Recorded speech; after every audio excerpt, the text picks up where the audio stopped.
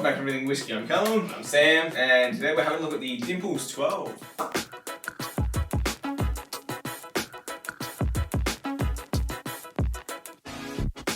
Alrighty, so today's Dimple 12 is a bit of a throwback. This is one we tasted in our first year of even being into whiskey. Now, Dimple's obviously 12 years old. Islands, Bayside. I love it, it just contradicts you. Islands, Bayside are the same thing. Yeah, basically. There's overlap in the region, so sometimes it flip-flops back in between, like we found out with the Avalor.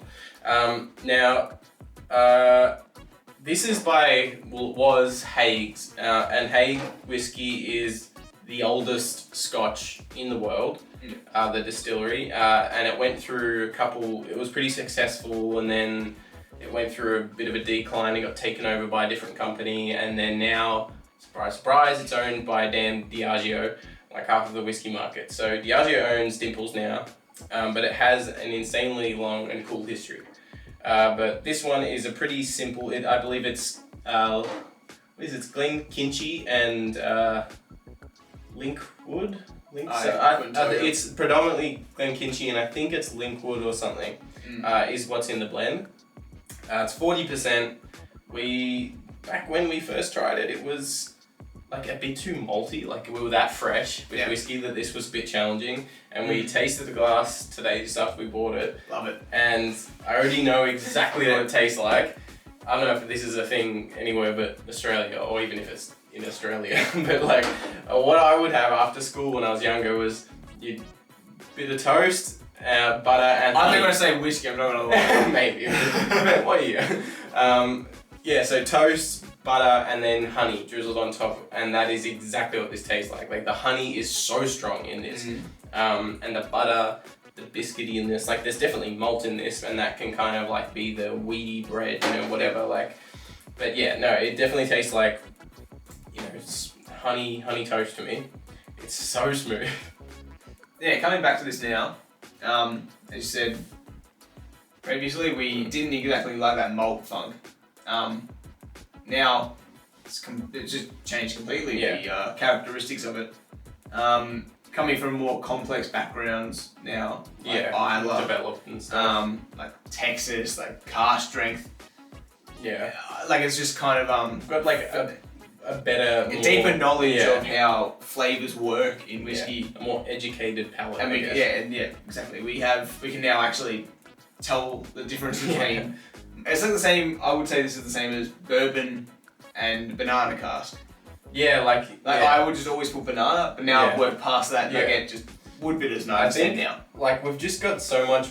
I think when you first start whiskey, your spectrum of your flavor notes is like this wide, so it has to sit somewhere. And if it's Scotland, or if it's Scotland, it's either peaty or it's malty. And if you haven't gotten to that point where you can enjoy that, then you don't like it. And if it's bourbon and it's just like that wood bitterness or the corn sweetness, and if you don't like those, well then you just don't like it. Like it takes so long to be able to broaden that and to find things you do like in that long spectrum. I think before we had quite a small one, and now it's a lot wider, and we can really not purely objectively, but a bit more objectively, a bit more educated, more of a response. So this is very enjoyable, but by God is it like smooth and sweet. Like this is definitely something I produce as like, if they don't mind the maltiness, I'd give it to a newbie. Someone wanting to. We say that now though.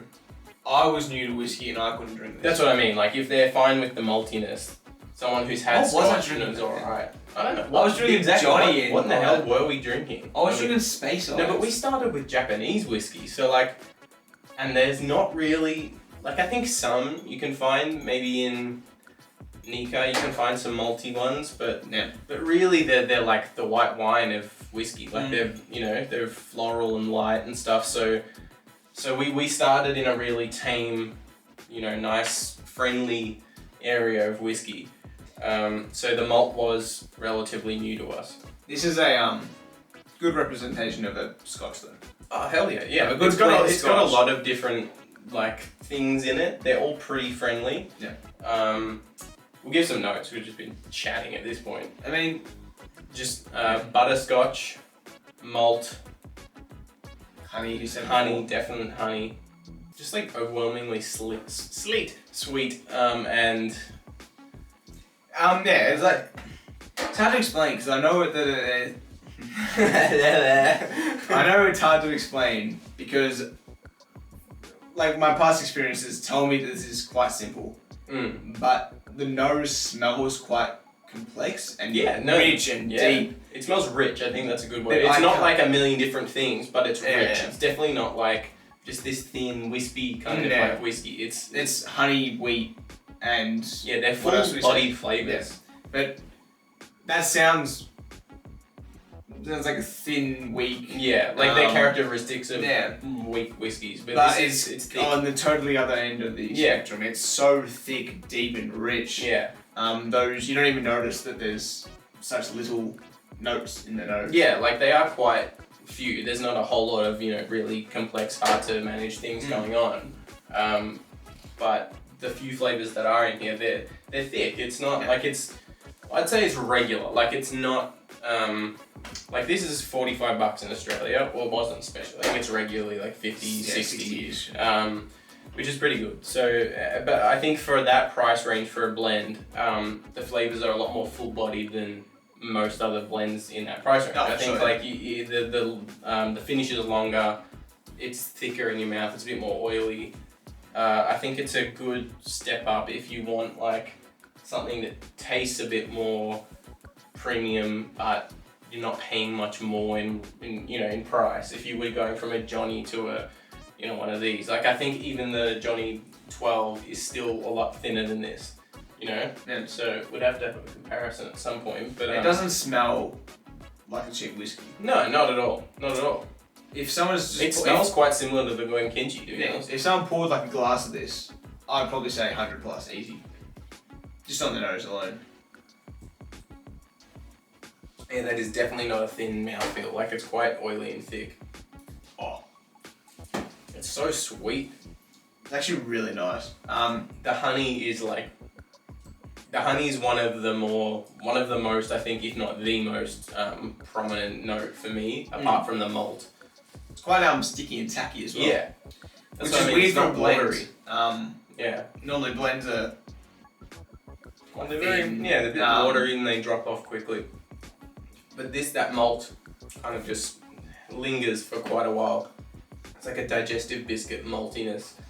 It's not extremely long though. It's like a medium. No. But that's what I mean. It's kind of like it's like $100 whiskey length. Yeah. Finish. It's not a more budgety. This is like a premium budget, I guess. Would you put it? I don't know. It's kind of hard to place these ones. 12 years, which is good, but it's a blend. It's not. Super cheap. Like we've got a couple, $30 base range ones, but 50, 60 pricing is pretty good in Australia. So I don't know. I've remembered that these guys do a 15. I want to try the 15-year-old. I was gonna get it today, but this one was on special, so I'm like, I've never tried the 15. Okay, I've tried the 12 is so deep, rich, and thoroughly enjoyable. For its price range, it's very for its price range. I'm both. I'm surprised because it's not what I remember, but I'm also surprised and pleasantly surprised that it's richer than I remember and richer than I assumed it would be. Hopefully this always keeps its place up there now. Yeah. Since we both enjoy it. Yeah, I'm gonna...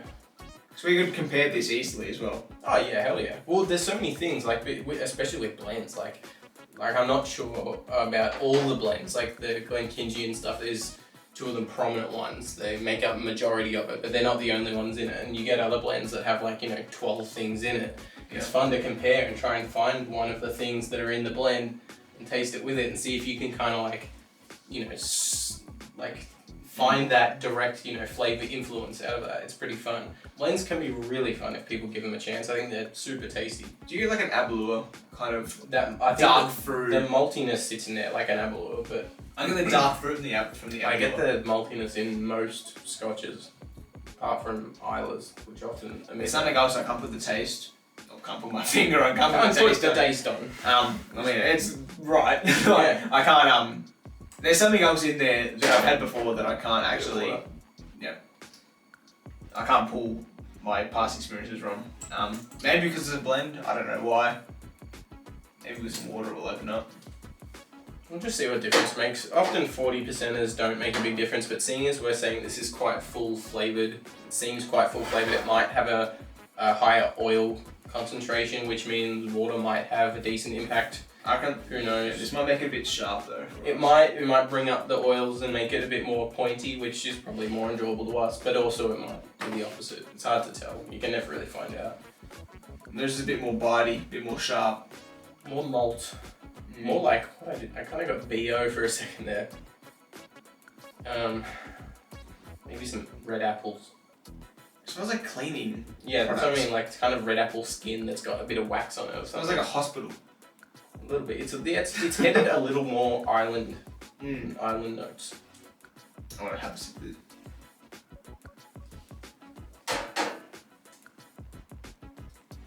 Just a slight bit more. Maybe on the a tiny bite. bit more burn. Yeah. Didn't really do anything with flavours.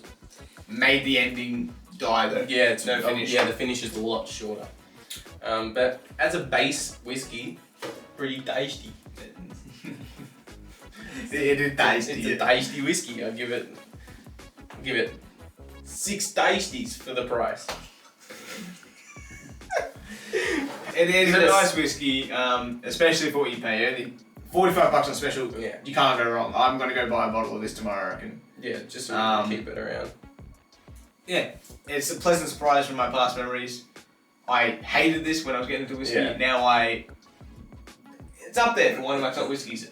It's genuinely up there. For me, it's not up with my like top whiskeys, but for like the price range, it's definitely up the top half in regards to what I can get in that price range. There's not many things that sit around this price range in Australia that are this flavourful. I'm thinking, and I'm not. I want to try Monkey Shoulder. I want to compare Monkey Shoulder with this. Monkey Shoulder for so long. Yes, definitely. This and Monkey Shoulder were like ones we tried so early on. So we're gonna do Monkey Shoulder very soon. I reckon this would we'll see. Kind of control and have more complexities than Monkey Shoulder. But I also want to compare them. Yeah. Anyway, this is always going to be on my bar cart. I love this whiskey now. Yeah. Don't know why, but it just works out like that, I guess. So. Yeah. Yeah. So this is, it's good for once that our taste is landing a bit cheaper. So it's good and be easier for us to keep this one on the shelving. Anyway, thank you very much for watching this episode of Everything Whiskey. If you liked it, leave us a like. If you want to see future episodes, do us a favour and consider hitting that subscribe button. If you do, we'll see you in the next one. Cheers.